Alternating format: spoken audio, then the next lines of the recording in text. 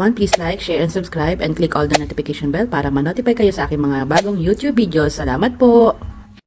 Everyone, I'm Marco Victoria and welcome to this video about budgeting and creating an emergency fund.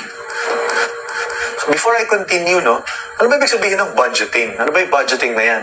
Tayong mga Pilipino, we always hear this a lot na ginagamit natin yung term na budget pag kunyari may gagawin yung kausap mo or may bibilin or may gustong bilhin, tinatanong natin, may budget ka ba para dyan?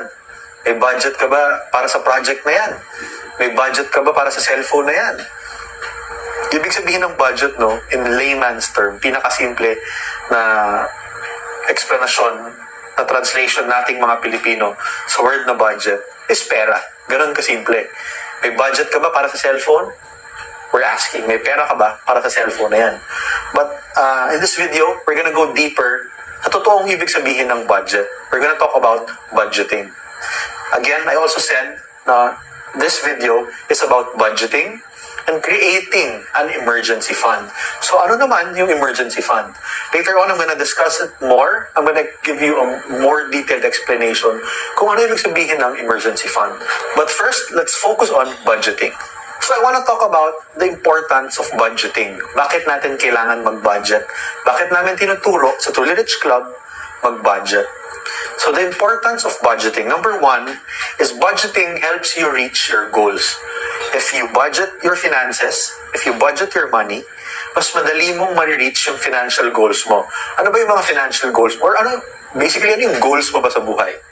Is it traveling around the world with your family or bringing your parents to the United States or buying yourself a sports car? So kung ano man yung goals mo, budgeting will help you get there at one point or another. Budgeting also stops you from overspending. Actually, isa sa mga biggest importance ng budgeting is pag nagba-budget ka, hindi ka nag-overspend kasi mas may control ka sa pera mo. Budgeting is like a guide kung how do you spend your money. Like, for example, minsan we tend to overspend pag may sale sa mall. But if you follow a budgeting plan, a budgeting path, it will help you not to overspend. Pag may sale, alam mo kung magkano lang yung pwede mong gastusin thanks to budgeting. Next is budgeting helps you to save money. Siyempre, obvious na naman yan, di ba? If we budget, yung matitira dyan will be our savings. Later on, we'll explain further.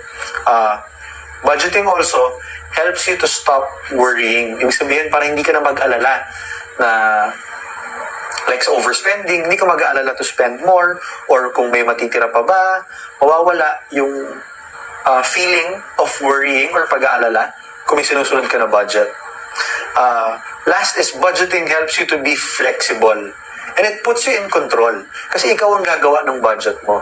Kami sa Truly Rich Club, we're just gonna help you and guide you to create a sample budget or actually yung budget mo dapat is based on your own expenses. We have videos here sa Truly Rich Club about identifying your needs from your wants.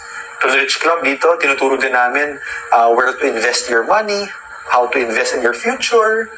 Well, later on, we're gonna also talk about creating an emergency fund, which is very, very important. Again, in a nutshell, a budget is telling your money where to go instead of wondering where it went. Ibig sabihin, pag may budget ka, sinasabi mo sa pera mo, saan pupunta yung pera mo? Hindi yung karamihan sa atin, magtataka na lang tayo. Isa sa mga common questions nating mga Pilipino, saan napunta yung pera ko?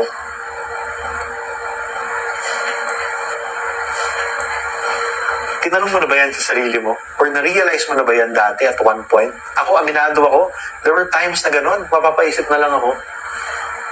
Feeling ko may pera pa ako pero mapapaisip ka, saan napunta yung pera ko? Ano bang binili ko? Ano bang ginastos ko? Ano bang ginawa ko nung isang araw?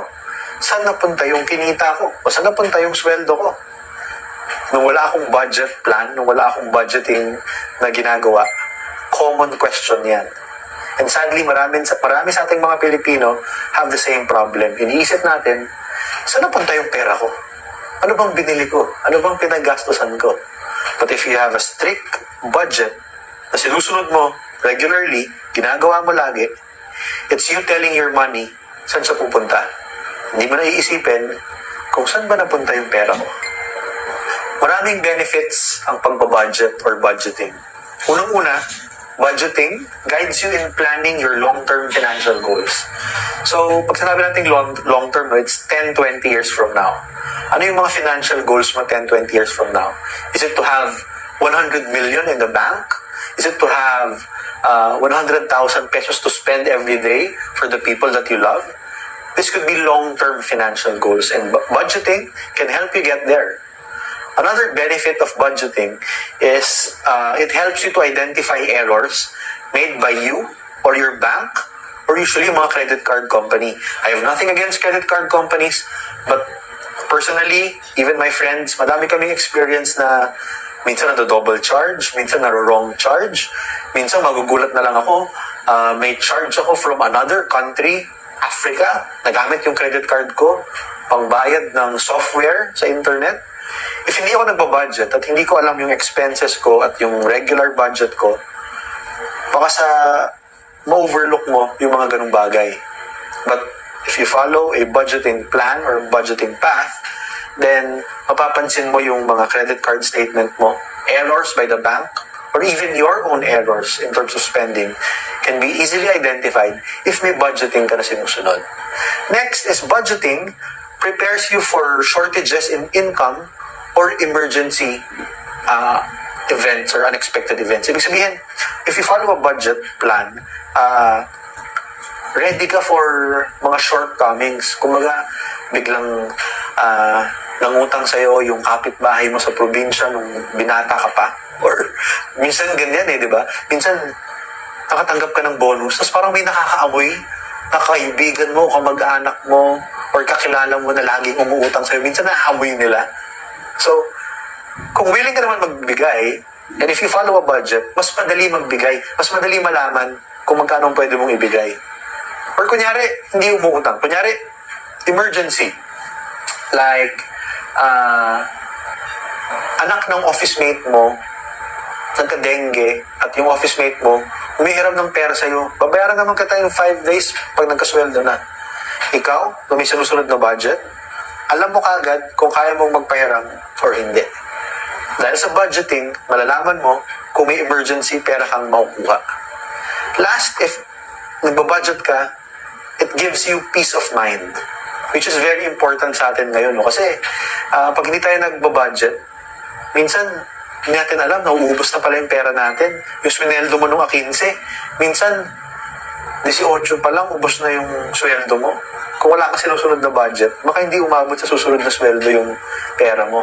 That's why budgeting gives you peace of mind. So now we're gonna talk about how to easily budget your monthly income. Paano ba natin iba-budget yung sweldo mo? As you can see on the screen, income, yung sweldo mo, minus expenses, yung mga pagkakagastusan mo para sa buwan na yan, equals savings. So mali po itong picture na nakikita nyo ngayon. It's very wrong. This is a wrong formula. So it's never like that to be successful. Mali po yung budgeting na yan. Yung income minus expenses equals savings. Ang tama po na way or a better way to budget your monthly income is yung sweldo mo, 100% yan, okay? Kung 10,000 yan. So, sample lang natin po 10,000, okay?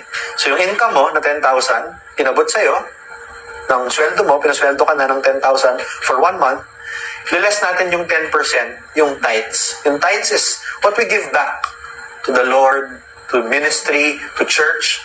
Dahil we should always be thankful, no, na may biyaya, na humihinga tayo araw-araw, nakakasweldo tayo regularly, may trabaho tayo. So we always recommend our Truly Rich Club members because this group, the Truly Rich Club, is not only about money and finances, no. What sets apart sa ibang grupo is we also deal with the spiritual side of life. It's to acknowledge that everything that we have, lahat ng meron tayo ngayon, yung hawak mo na cellphone or laptop or tablet sa panunood nito, hindi sa atin yan. Pinahiram lang yan sa atin ni Lord. That's why we recommend to the Rich Club that we give 10% back to God through tithes. You can give it to any church or any ministry that you want to help, or you can use that 10% maybe to bless someone in need. And lagi namin sinasabi, hindi ma-explain ng science, there's a universal law or universal rule, kahit ano pang religion yan, pag tumulong ka sa kapwa mo, bumabalik sa'yo 10 ulit, tenfold. And that's the law of generosity. Give and it will come back to you. That's why we dito sa budgeting na nakikita nyo ngayon sa screen, pinakauna siya na nililess sa monthly income mo, 10%. So kung 10,000 yan, we less 10%, which is 1,000 pesos, for tithes. After, we subtract 20% or pera para sa investment. So 20% sa 10,000 na income, less 1,000 for tithes, so matitira 9,000, less 20%, which is 2,000, so ang matitira 70%, which is 7,000 para sa lifestyle and expenses mo. Yan yung pangbayad mo sa kuryente, tubig, internet, pagkain, transportation. Yung iba sila sa inyo ngayon, na nanonood nito, sinasabi, ay, kulang yung 70% para sa expenses ko. Wait lang po. Itong formula na pinapakita ko ngayon, this is the budgeting formula na sinasuggest namin sa True Rich Club. Yung iba, sinasabi sa inyo, kulang yung 70%. Hindi ko kayang mabuhay sa 70% ng sweldo ko. Guys, if you cannot live on the 70% of your salary, of your income, then you need to squeeze your belt tighter. This is the budget that we recommend because this budget is what will give you financial freedom. Ibig sabihin, we recommend this budget formula because we know and it's proven and we have so many testimonials, people who follow this budget who realize na tama nga. We need to set 10% for tithes and we need to set 20% for investment. So kailangan mo pagkasyahin yung 70% na yan sa expenses mo. Kaya yan. From Starbucks, mag 3-in-1 ka na lang muna. From watching a movie 3-4 times a month, gawin mo na lang once a month. Sa laptop na lang. Or instead of watching movies in a high-end mall, baka pwedeng sa low-end mall muna. Konting tease muna, konting higpit muna ng sinturon and live in the 70% of your income. Another advice in budgeting is automation. We want you to automate. Ibig sabihin, pagdating ng sweldo mo, sundin mo yung budget na pinakita namin kanina na formula, and then you pay yourself automatically. Bayaran mo sarili mo. Ibig sabihin, reward yourself kasi pinaghirapan mo yan. And then, you fund your emergency fund automatically. We'll explain that later. You also fund your retirement fund automatically. Ano yung retirement fund? Yan yung pondo mo pag hindi ka na able magtrabaho, pag nag-retire ka na from your work. Dapat may retirement fund ka na binibuild. Next is you fund your educational fund automatically, automate.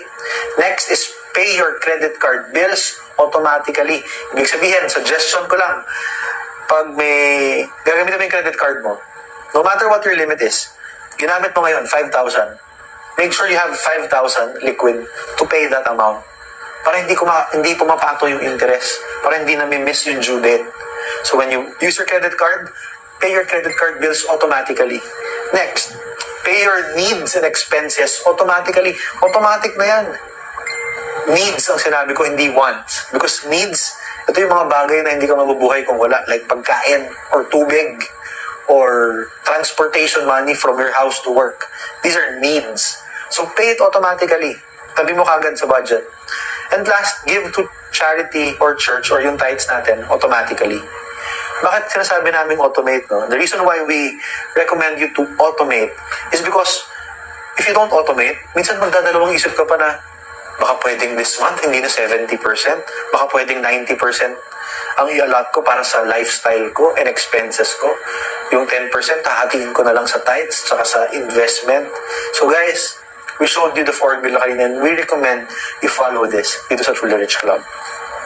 Next na gagawin natin is to classify your expenses. So, gagawa tayo ng short exercise, short activity, no? What I want you to do is to get a pen and a paper or kahit sa cellphone mo, I want you to write down, list down, lahat ng monthly expenses mo. Ibig sabihin, the past month, lahat ng pinaggastosan mo, jeep, taxi, grab food, load ng cellphone, bumili ka ng mineral water, nag-fishball ka kasi nagutom ka, nanood ka ng sine, bumili ka ng sapatos, naghulog ka ng pera para sa cellphone mo na naka 12 months, lahat, yung monthly expenses mo, ilista mo lahat. Okay? The past month, write it down. After you write it down, you can pause this video para masulat mo lahat to give you time. After you write it all down, what I want you to do is ika-classify mo kada isa. Ilalagay mo, is it something that you need or was it something that you want? Classify your needs from your wants. Very simple lang po itong exercise na to. What we want to do is to make you realize na yung pinagagastosan natin sa isang buwan, hindi po yan lahat needs, hindi po yan lahat wants. Tao lang tayo, we will have wants, it's normal. But if you do this exercise, ilista mo ilan yung needs mo sa wants mo. And you weigh it. Baka mamaya sobrang dami ng wants mo. Yung needs mo ang konti lang pala. So you have to weigh it down. So write it down para makita nyo. Pause this and do this activity. There's this quote from my idol, T. Harv Eker. He said, to stop waiting to manage your money. The habit is more important than amount. Ano ibig sabihin nun, no? Huwag ka na maghintay kung kailan may ma-manage yung pera mo. You need to act now. The habit is more important than the amount. Ibig sabihin, wala yan eh. Kung binabudget mo, wala yan sa 10 pesos or sa 1 million na binabudget mo. Kahit 10 piso pa yung binabudget mo, hatiin mo sa 5 or 1 million, hatiin mo lang sa 2, wala yan sa amount. Mas importante is your habit to budget. Bakit? Because kung yung 10 pesos, mag-budget mo ng maayos, pag nagka 100 ka, or nagka 1,000 ka, or nagka 100 million ka pa, the same concept will apply. The same budgeting concept will apply. We're just talking about bigger amounts. So, sabi ni Sir T. Harv Eker, the habit is more important than the amount. So now we have an exercise we're showing dito sa screen. What you're going to do is to create a simple monthly budget and determine if your income will be enough to cover your basic needs while saving habang nag-iipon. So, nakikita nyo naman sa screen nyo ngayon. So, get a pen and a paper, write it down. So, monthly income mo, yan yung 100%. Less mo yung 10%, yung discuss natin kanina na tithes. Then, less the savings, 20%. Yung matitira, 70%, is yung budget for expenses. And then, ililess natin yung total na indispensable. Ibig sabihin ng indispensable expenses, yan yung pinasulat ko sa inyong activity kanina. Indispensable expenses are your needs. Hindi wants, okay? Needs yung indispensable expenses. So, yung pinasulat ko sa inyo kanina na exercise, lahat ng expenses nyo the past month, pinaklasify ko yung needs from the wants. So, i-total nyo yung needs, ililess nyo yun, alright? Tapos, computein nyo kung may excess pa, kung may matitira pa. So, write it down. This exercise is very important. So, pause this video first and do it. So, tapos nyo na sagutan. And to continue this exercise, no, if the result is 0 or may excess pa na amount dun sa total, then congratulations po because you can cover your monthly basic needs. Ibig sabihin yung mga expenses mo na cover mo while saving 20% a month.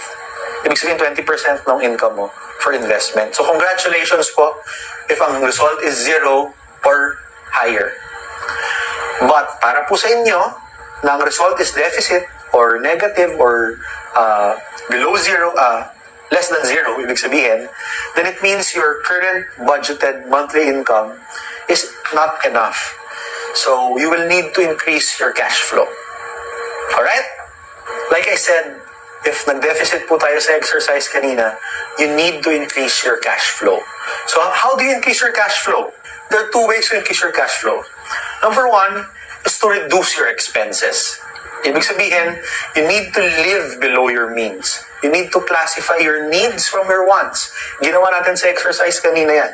Basic needs, yung mga needs ay yung mga bagay na we cannot live without, di ba? Pagkain, renta sa bahay, kasi hindi ka makakatrabaho kung wala kang inuwi ang bahay. Kung kailangan mo mag-take ng medicine regularly, basic needs yan. Tuition fee ng mga anak mo, yan yung mga bagay na kailangan mo. Needs yan. Pero, wants are the extracurriculars, partying on weekends, yung mga kape na pare-parehas naman ang size ng kape, pero bakit 250 yung kape mo? Ang 3-in-1 naman, 14 pesos lang, di ba? So, wants na yan. Kumbaga, hindi mo naman kailangan ng state-of-the-art na cellphone. Hindi ka naman nagtatrabaho sa cellphone.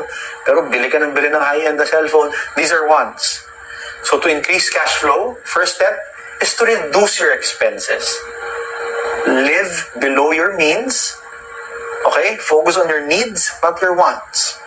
The second way to increase your cash flow is to increase your income. So you need to pursue a job or career na will give you a possible chance of promotion. Aim for promotion. Start a sideline as a freelancer or take a second job. Dito sa Tully Rich Club, meron tayong TRC University or Tully Rich Club University wherein you can learn mga sideline or racket na pwede mong pagkakitaan habang nagtatrabaho ka pa. This will increase your cash flow. You can also be an affiliate marketer. Ito sa Tully Rich Club, we have this affiliate system wherein you can recommend the Tully Rich Club to your friends, to your associates, to your Facebook friends, to your families, to your neighbors. Ikwento mo lang sa kanila how the Truly Rich Club works, how the Truly Rich Club has blessed you, how it's working in your life. And then, as a member, dahil napapanood mo to, meron kang special Truly Rich Club link. It's called an affiliate link. Ibigay mo yan sa mga kaibigan mo, kamag-anak mo. If they click that link and they join the Truly Rich Club, you get to earn an affiliate income. And by doing that, may increase mo yung cash flow mo. Siguro another exercise that we can do is for you to write down a list ng mga gagawin mo to increase your cash flow.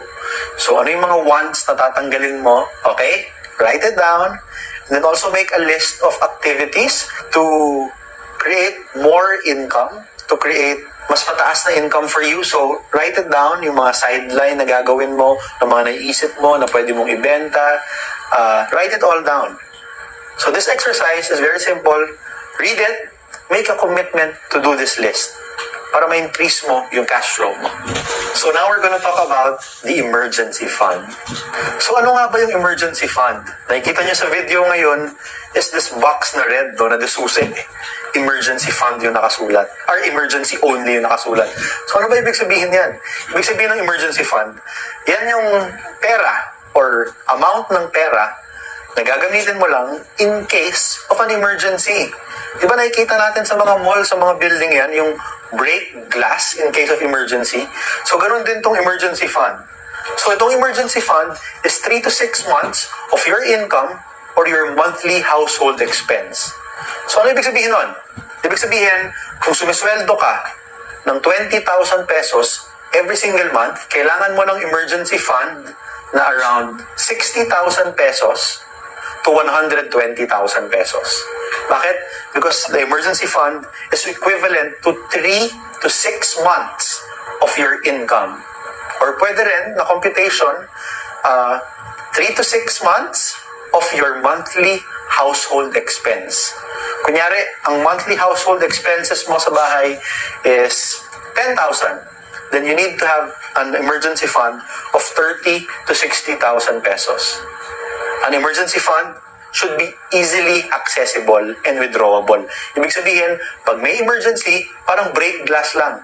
Pag may emergency, yung emergency fund mo, madali mong ma-withdraw. Pag may nangyaring hindi maganda or biglaan, an emergency, dapat pwede mo makagad makuha yung pera na yan. In financial terms, we call it liquid dapat yung pera. So you can put this in a savings account sa bangko kasi madali mag-withdraw any ATM, di ba? You can withdraw easily. Or pwede ding savings account and a short-term investment like a money market fund or bond funds. Para pag nangyari yung emergency na yan, madali mo siyang makukuha, madali mo siyang mawi-withdraw. So, you're asking me, bakit ko ba kailangan ng emergency fund? Why do I need to set up an emergency fund? We live in uncertain times in an uncertain economy.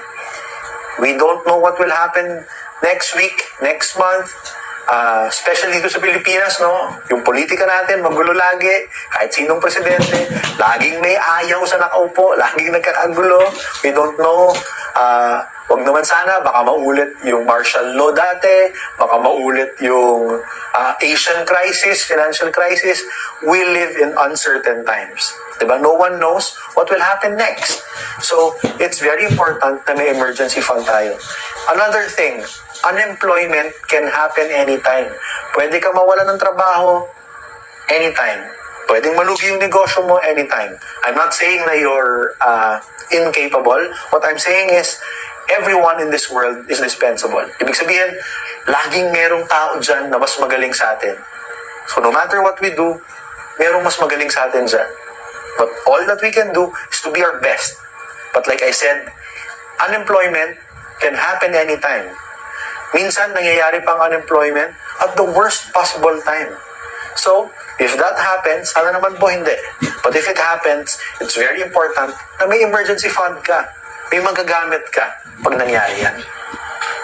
Another thing is ngayon, madaming sakit ang traidor. Ano ibig sabihin nun? Ibig sabihin may mga sakit ngayon na wala ka naman nararamdaman for the past 4 years. Malalaman mo na lang, may malubha kang sakit. Traidor, di ba? Or minsan, na-aksidente ka, or yung mahal mo sa buhay na aksidente, you need to spend so much para ipaayos yung kotse or bahay mo. Kunyari, uso yung Ondoy, Yolanda, di ba? Climate change is happening. Bigla na lang may bagyong malakas. If that happens, may emergency fund ka ba pang paayos ng bahay? Another reason to create an emergency fund is because you don't want to touch your mutual fund, equity, or stock market investments, especially when the market is down.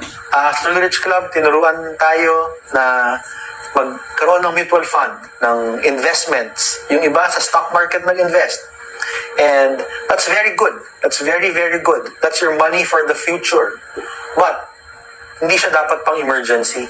Kasi what if, naglagay ka ng pera sa mutual fund, or sa stock market, and nangyari emergency kung kailan may crisis at bagsak yung value ng pera mo doon. So pag winidraw mo, lugi ka pa. Kasi yung pera na yon, hindi po siya pong emergency. That's why we create an emergency fund. Another reason why we need to have an emergency fund is ayaw mong mabaon sa utang pag dumating yung emergency. Yan siguro yung pinaka-basic na reason. Kasi karamihan sa ating mga Pilipino, pag may nangyaring hindi inaasahan, ang thinking natin, ang mindset natin, lagi tayong may tatakbuhan, laging may mauutangan. Kamag-anak, kung hindi ka mag-anak, sa 5-6, or sa ganitong lending na kumpanya, mga loan shark, and ayaw natin mabaon sa utang pag may emergency. What we want to do is to have an emergency fund. For example, no, since we're talking about emergency fund, person A and person B are both progressing along their careers. Ibig sabihin, maganda trabaho. Kunyari, parehas silang lawyer, person A and person B. Si person A has no savings account and may utang na 50,000 sa credit card niya sa bangko. Si person B naman, may savings account with 3 months of his living expenses na nakatabi at walang utang. Ngayon, it's important to note that on the surface, halos walang difference si person A at si person B. But they're both, sabihin natin magaling na lawyer, no? They're both climbing the ladder in their respective careers and working to invest time and energy in what's important to them. They have families, kotse, at bahay. Pero si person B, nagsiset aside ng little amount each month for the past few years. Bakit? In case of an emergency. Si person A naman, ginagastos lang niya yung pera niya, minsan bago pa dumating sa bank account niya. Na-advance pa yung expenses niya. So, obvious naman siguro na it doesn't take a genius to figure out which of these individuals between A and B would survive the next blow of losing their job during the next economic shutdown. Ibig sabihin, pag may recession or may financial crisis, sino ang magsusurvive? Kay person A and kay person B. Kung mawalan man ng trabaho si person B, meron siyang oras. And time gives him options. Bakit siya may time? Kasi may emergency fund siya. He can now move to a new location kung saan mas maraming trabaho dahil may emergency fund siya. He can stay where he is and devote time to finding the right job for him. Or he can agree to stay at home for a while his partner or asawa niya naghahanap ng trabaho or may trabaho. Friends, as you can see, people na may options always have the advantage. One of the biggest advantages of having an emergency fund is that when the emergency happens, you have time to think. You have time to react. You have time to plan your next step. Kaysa sa taong walang emergency fund, pag nangyari yung emergency, matataranta, malulungkot, magpapanik, hindi alam yung gagawin. So who do you want to be? That person A or that person B? So, balikan natin si person A. Well, that's a much uncomfortable story. If mawalan siya ng trabaho, at kunyari, wala siyang severance pay, he needs to scramble to find income. Matataranta. He can take any job na kahit ano na lang papasukin niya para lang may pera, para lang may panggastos. So pag ginawa niya yon, yung quality ng life niya, it plummets, bababa. And he doesn't have time to look for better paying jobs or a more meaningful work. Bakit? Kasi wala siyang time. Kasi kailangan niyang kumita dahil wala siyang emergency fund. And usually because of this, his health will take a nosedive because of the rapid change in lifestyle, stress, yung activities mo pa iba-iba, there's a frenzy, and we don't want to be like person A na magkakaroon ng ganyang crisis sa buhay when an emergency happens. So again, which scenario would you choose? An option line through unfortunate layoff, cushioned by a 3-month emergency fund that might lead to better opportunity, or a chaotic life lived paycheck to paycheck without the hope of overcoming the burden of incessant financial obligations. Yes, we all want to be like person B. Alright? So how do you build an emergency fund? First, you need to treat this as a financial goal. You need to plan and execute as soon as possible. ASAP to. Kasi emergencies can happen anytime. You need to know your total household income. Magkano yung kinikita ng household mo, or kung single ka, magkano yung sweldo mo, and you need to multiply it by 6 months, 6 na buwan. So kung kumikita ka ng 20,000 every month, you need to multiply it by 6, 120,000, and you need to build that 120,000, put it aside as your emergency fund. So now I'm showing you on the screen example of saving plans, no? So number of years or months, and then monthly savings for 120,000 emergency fund. So 1 year or 12 months, 10,000, 1.5 years or 18 months, 6,667, 2 years or 24 months, 5,000 pesos, 2.5 years or 30 months, 4,000, and 3 years and 36 months, so 3,333. So this is a saving plans, no? Para sa emergency fund mo. I want to give you some saving tips. So you always go for the less expensive cars or gadgets because at the season in your life, you want to have more focus sa needs mo than the wants mo. Yung mga expensive cars and gadgets, you can do that later on when you have better cash flow, nakaset up ka na ng emergency fund mo, and you have investments. You can downgrade on your cellphone plans. Baka mamaya, hindi mo naman kailangan yung 2,500 a month na plan mo or 1,000 pesos a month na plan mo. Baka naman pwede ka sa 600 pesos or 800 pesos na cellphone plan. Yung cable mo, kailangan mo ba? How many hours ka lang ba in a month nanonood ng TV? So isipin mo, kailangan mo ba yung cable TV na yan? Do you need it or not? Or yung internet plans mo? Baka mamaya, hindi ka naman laging nasa bahay. Baka mas better kung may pocket wifi ka na lang than having this regular internet plan. E bihira ka naman palang nasa bahay or lagi ka nasa labas. You can also skip on fancy dinner or fancy meals. Minsan hindi naman natin kailangan kumain sa mga high-end na restaurant. Pwede na tayo sa nakasanayan natin nung bata tayo. Ako, personally, minsan mas gusto ko pa yung mas simple na kainan kaysa sa mga menu na hindi mo naman kayang basahin yung pangalan ng pagkain. So maybe you can skip on that. Do that later on in life. You can also lessen your travel vacations. No? Minsan, Nakikita kasi natin sa Facebook, sa social media, yung mga kaklase natin ng high school, yung mga barkada natin, panay travel sa Siargao, panay travel sa Boracay, Japan, Taiwan, puro selfie sa ganito, selfie sa ganyan. Baka pwedeng i-lessen mo muna ngayon.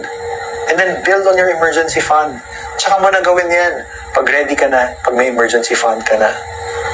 More on saving tips. You need to treat it as an insurance policy, yung emergency fund mo. Guard it carefully, and you should know that it's a must-have. Kailangan mo to. Kailangan mo yung emergency fund. And again, an emergency fund is not a piggy bank. Hindi mo siya pwedeng kukuha ng pera for unnecessary expenses. Kunyari, bigla nagkayayaan yung barkada mag-Boracay. Hindi mo gagamitin yung emergency fund. Hindi siya piggy bank na kukuhaan mo ng pera para mabayaran mo yung expenses mo. Your emergency fund should be solid. Andyan lang yan. Your emergency fund is also not your daily expense fund, okay? Hindi pwedeng hihiram ka lang ng konti ngayon kasi wala ka ng pera.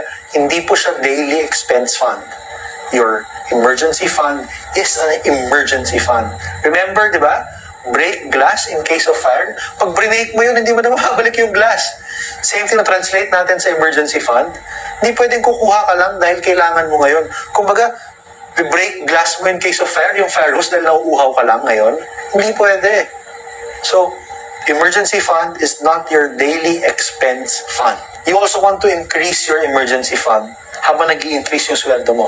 Again, the formula is 6 months ng monthly income mo. Kung na-promote ka at tumaas yung sweldo mo, taasan mo rin yung emergency fund mo. Ang formula is 6 months of your monthly income.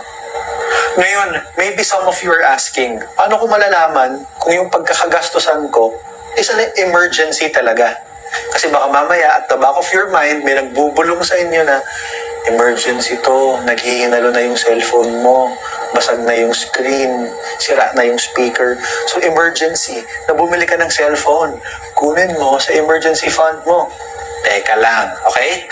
Alam ko, madami sa inyo nagtatanong niyan. Paano ko malalaman kung emergency ba to or hindi?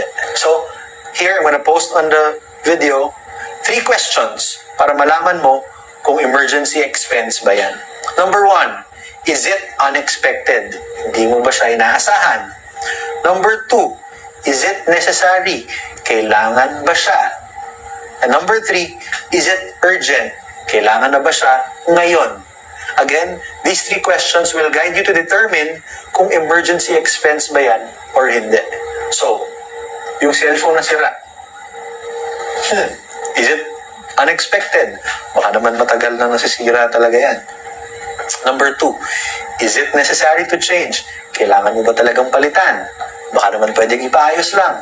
Number 3, is it urgent? Baka naman kaya pa tumagal ng 1 buwan. So, emergency expense ba yung palitan yung cellphone na yan? You can answer it. Okay? This guide will tell you kung emergency expense ba yan or hindi. So I hope after listening to this video, you can now create your budget, follow it, and also create your emergency fund. I hope this video taught you how to follow the budget na tinuturo natin sa Truly Rich Club. Just a refresher, okay? 100% yung monthly income mo, minus 10% tithes, minus 20% investments, equals 70% or yung expenses mo. That's the budget that you should follow. It's the budget that we recommend sa Truly Rich Club. And the next is to create an emergency fund. That is 6 months of your monthly income. So, sweldo mo times 6. It should be liquid. Dapat pwede mo siyang ma-withdraw anytime na may emergency. Before I end this video, gusto ko balikan yung 3 questions to determine if the event is an emergency expense. Is it unexpected? Is it necessary? And is it urgent? Alright? Again, follow a budget and create an emergency fund. Thank you again for watching this video. This is Marco Victoria from the Truly Rich Club. Bye-bye.